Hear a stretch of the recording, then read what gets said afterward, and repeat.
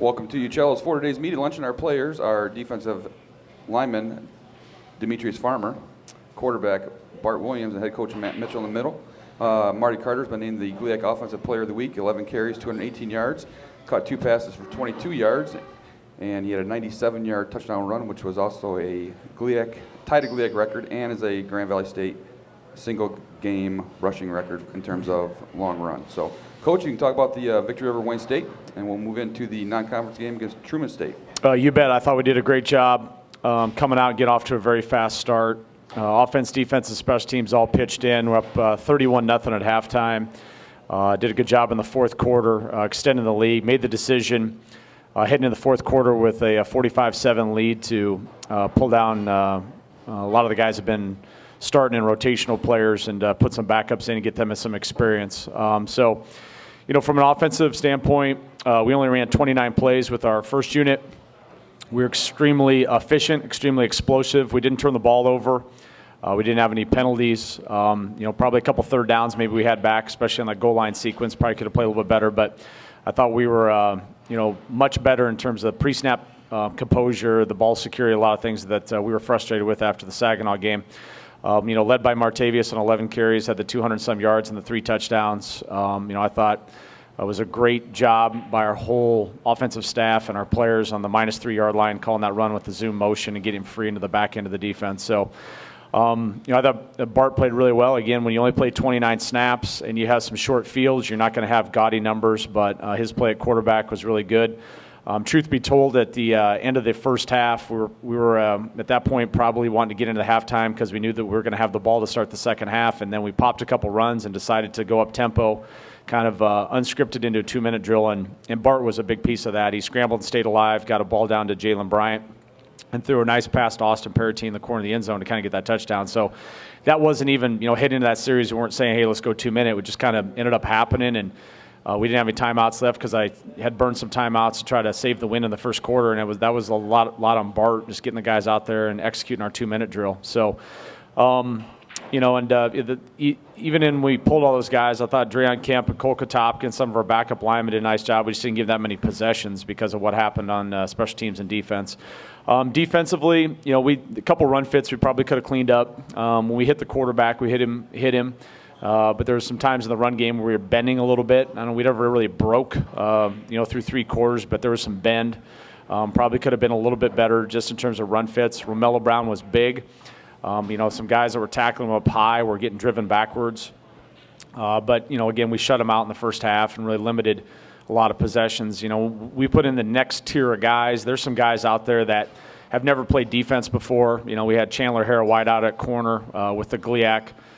Restrictions on the number of players you can dress. You know, you get short when you start getting in those situations. But I was also disappointed that we did have some guys that are on scholarship that are getting coached to play defense with that second unit that, you know, didn't play up to our expectations. And so that was good tape. It was good tape to come in and watch on Sunday for all of our defensive guys to be able to come in and learn and grow from that moment. So that was extremely something positive happened there. You know, special teams, again, we had a big day. I know they, you know, snapped one over their head, which led to our first touchdown, but we were very opportunistic in the return game. I thought Brandon Bean got us great field position on the first punt return. You know, Brandon Wadley had unbelievable composure when the ball was on the ground to start the opening, you know, second half with the kickoff return that got down to the 35, and then great kickoff coverage all night. Even into the win, there was a win there. J.J. McGrath drove his kicks. We had really good coverage driving down in that field, which set up field position. So the biggest mistake probably was a coaching error. I should have called timeout. I knew they were going to kick an onside kick when the ball was off the hash. They're a team that puts the ball in the hash when they kick deep. Ball was in the middle of the field, so I knew they should have, you know, I probably should have called timeout, put our hands team out there. They got a cheap possession on us. That's probably more of a coaching error than anything else, and that kind of led to back-to-back quick scores by their offense. But the second time they tried it, we had our hands team out there, executed it, and were able to come away. So 5-0 in the league. You know, I think that's 17 straight wins in the GLIAC, and it puts us where we want to be. Like I said after the game, I really don't care about statistics.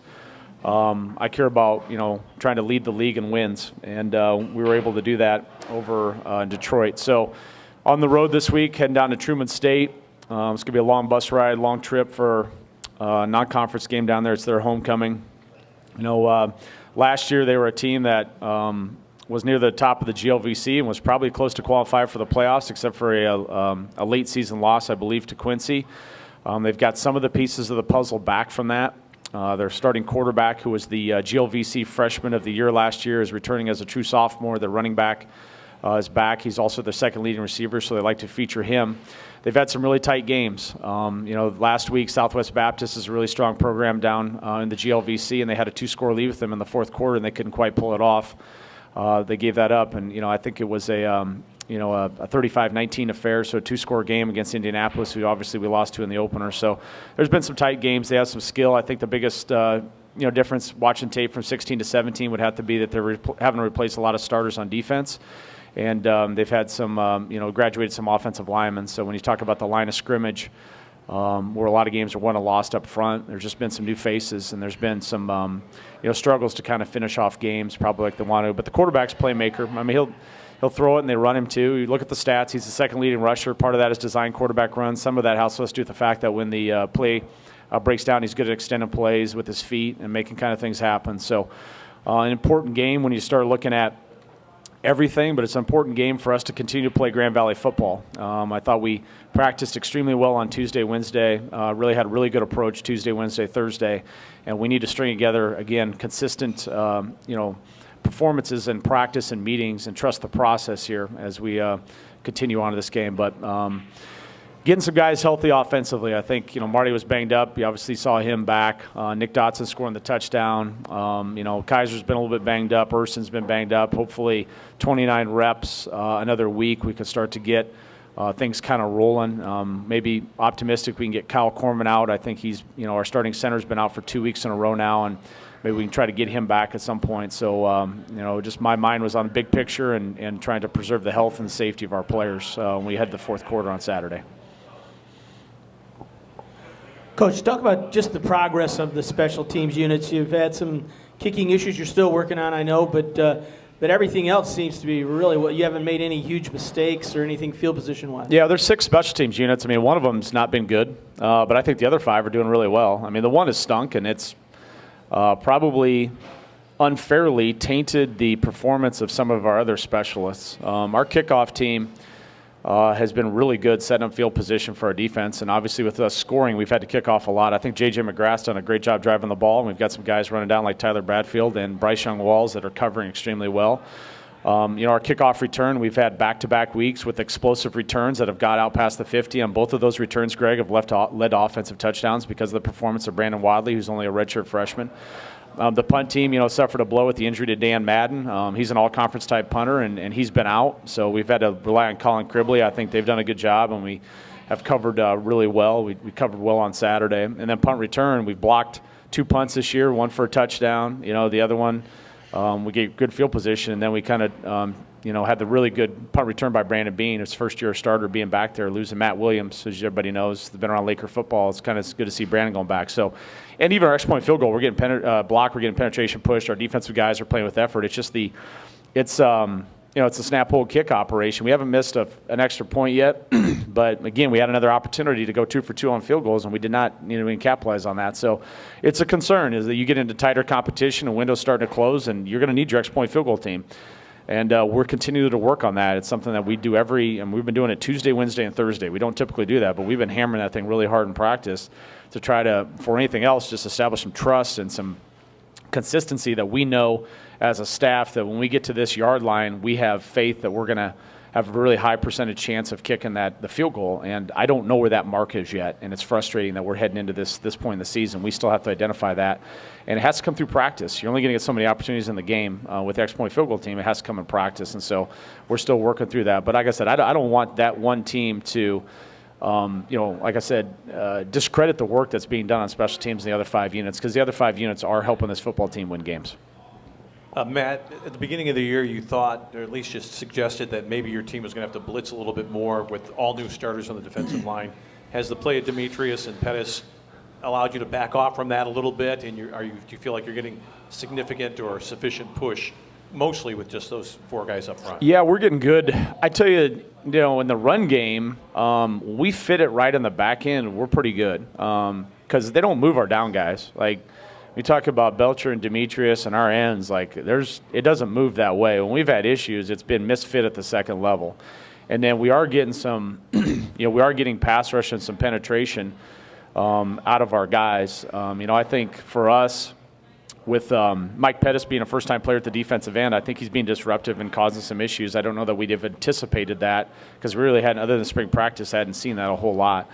And, to be honest with you, I think Dylan Carroll could continue to play better. He missed some time in fall camp with an injury, and I think he's starting to get back to form. He can be better. But really pleased with, our two inside kids led by, Demetrius and Keon. I think they've been playing really, really well the past couple weeks. I think probably Keon Belcher, a couple weeks ago, played his best game of his career. And you saw Demetrius in the backfield a lot, on this Saturday too. So getting a little bit more of that and getting those guys in there. We're definitely have hit the quarterback a pretty good chunk of time with a lot of different guys here the past couple weeks. Demetrius, could you talk a little bit, give us your overview now of Grand Valley? You've been here for a couple of months at least, and you've seen how things are done differently from where you're from, and what are some of the things that have stood out about this experience for you? Some things that stood out to me is just like the trust that everyone has with each other on the defense. The linebackers trust the D-line trusts the safeties, the corners. It's just all about trust back there on the defense. So everyone trusts each other, expecting everybody that they're going to do their job doing their 111. And you don't have to go out there trying to make every play because you know that the guy next to you, your brother's going to be there to make it play. So as long as you do your job, we're going to be fine. So Bart, a lot of the offense now is healthy, of course. You've been playing well. Marty's getting back out there and running well. All your receivers are back, and a couple offensive linemen are banged up. But overall, what's been your comfort level with this unit that you've been playing with? It's obviously good to get some of those guys back, like Erston and Dotson. Marty came back again strong this week, but I think also credit to some of the guys that stepped up before. I don't think there was any sort of discomfort at the quarterback position with some guys that filled in. Jalen Bryant's done a good job, made plays when he had to, doing a good job in the run game. John Mark Anderson, same thing. Austin Parity, he's been really just practicing hard every single week, and you saw that kind of come on this weekend at the 2-minute drill at the end there. So even though we have some of these guys back, it's good to have them back, and we got some good playmakers. But I think really credit to the guys that stepped in before while those guys were kind of banged up. Matt, one of the things that happened in that game, obviously on Marty's long run, is that he had almost like a 75-yard match race with a defensive back. And how unusual is it to see a guy with the football outrun somebody who's fast, who doesn't have the football, and does that indicate that he's back to his top-end speed again? Well, it certainly appeared that way. I tell you, we have, thanks to a donor, we have a system. It's called the Catapult Player Tracking System. So it's a unit that goes in the back of their pads, and so it's got an accelerometer, decelerometer, GPS unit, and one of the measures a bunch of metrics, but one of the metrics that you can take a look at is top-end speed. And so we had one of those units on Martavius the entire 2016 season, and when you took a look at his top-end speed, I was able to get some data from the Senior Bowl because Catapult was a client for the Senior Bowl too. When you look at his top-end speed, he can top out about almost 22 miles an hour in terms of his top-end speed. And when you look at some of the backs that came out last year that were invited to the Senior Bowl, his numbers are very comparable in terms of top-end speed to some of those guys. It hadn't been necessarily all that way just because of the knee injury that way, but on that run, went back and kind of looked at the data where he's at, and he was well over 20 miles an hour on that run. And so it gives you a little bit of confidence maybe he's getting back to full speed and really hitting things, because that's the biggest difference between him and, maybe some other backs is that we get it blocked up, you might get 20 or 25. He can go 97 because of that extra gear that he has when he gets into the back end. And so I was glad to see that on Saturday, especially coming off a week where he wasn't 100%. We kind of pulled him down with the 4 carries. It was good to see that he was out there playing well. And again, we'll kind of continue to monitor the thing and keep him fresh and healthy. But with this stretch coming, starting here this Saturday, his last games, we need all hands on deck, and he's a big piece of that too. Coach, talk just a little bit about the travel. I know it is what it is, and you got to do it. But it's changing time zones. It's a weird middle of the afternoon starting time. It's just different this week. Yeah, it's different. Obviously we can in 2017 reflect back upon the Michigan Tech trip. We're not going to leave Thursday night like we did for Tech. We'll leave early Friday morning, but we could take a look at kind of how we operated there and the successes that we've had. With the 20-minute NCAA halftimes, we've been staying out and not going back in the locker room, and so I don't know if I want to. We'll see. It's been working, so maybe we'll kind of stick with that plan too down there. But these guys, a lot of people make something about the road, but you know what? You get on a bus and you watch movies, and then you eat and you go sleep in a bed and you get up and play. Overcooking the thing too much is I don't get it. It's not like they're walking to Missouri. They're in a bus. They're watching a movie. They're getting fed well. To me, it's not about the physical. It's probably a little bit more about the mental and the edge and the emotional. It's a bigger piece of this. And if I sit up here and talk about it for 10 minutes, they'll listen. So I'm not doing that.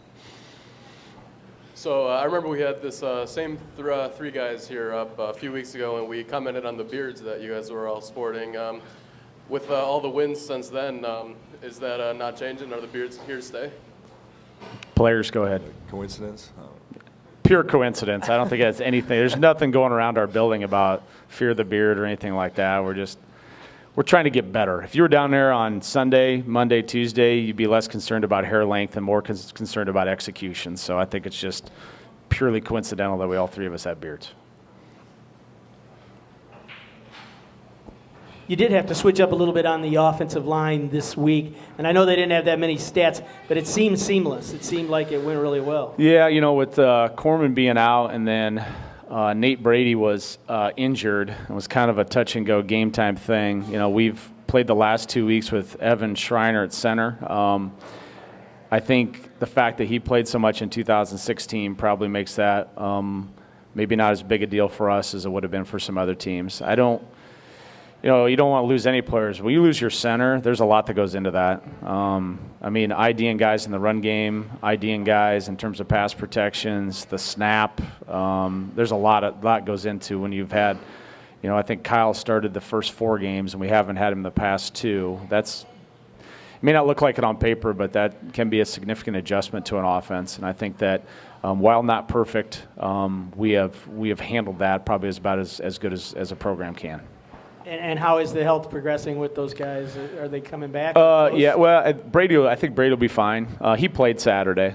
He got in there and played, even though he didn't practice. We'll see. Kyle's is an upper body thing that is not a season-ending injury, but it's not a quick fix either. So I guess it's kind of a day-by-day and kind of see how it progresses and what happens. But not out for the year, but I don't know that he's going to be back here in the short term either. Okay, that will conclude today's media luncheon. Thanks. Thank you.